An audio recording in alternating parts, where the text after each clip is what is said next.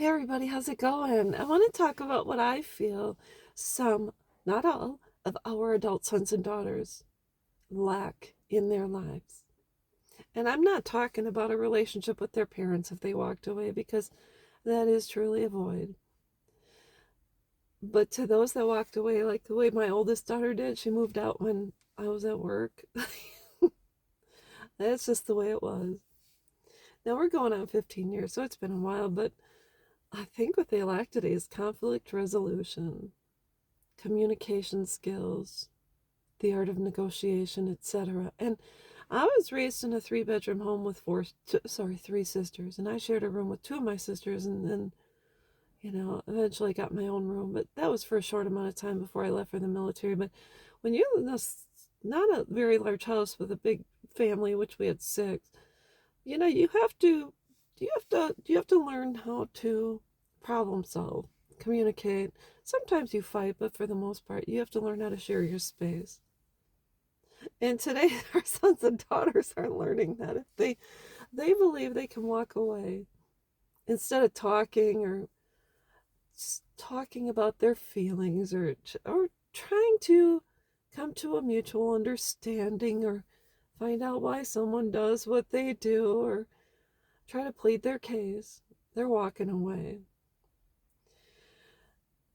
And normally you can agree to disagree with someone, and it is a valuable life skill, especially in the workplace. Now, I'm going to ask sons and daughters. Let's say you cut off from your parents and you've walked away, and now you're dealing with your in-laws. How do you deal with your mother-in-law, who may have different parenting styles than you, or may, say things off the cuff? Do you cut them off too? How about your boss? What if you vote Democrat and your boss is Republican and he's got a Trump sign in his office? What if he has a different point of view on what you find most important, which is parenting? What do you do in those situations if you haven't learned how to problem solve with your parent? How do you deal with life in general? And not only that, how do you deal with your own children if they don't agree with you, or they come home and they've learned something outside of what you've taught them, and they now have a voice and they say, Mom, no, I don't want to do that anymore. This is the way I want to do it. And they say, I'm going to do it my way. And they give you a hard time. So I'm just going to say, how are you going to deal with it? How do you deal with your boss, coworkers? What if you have a coworker who's your mom or dad's age, and they remind you of your parents? And this is someone you have to do projects with, or someone you have to work side by side with. Or what if you're a nurse and you have a patient,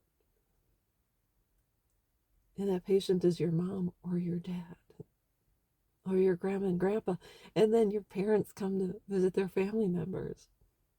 What are you going to tell your boss? I can't care for this person because because you took a Hippocratic oath.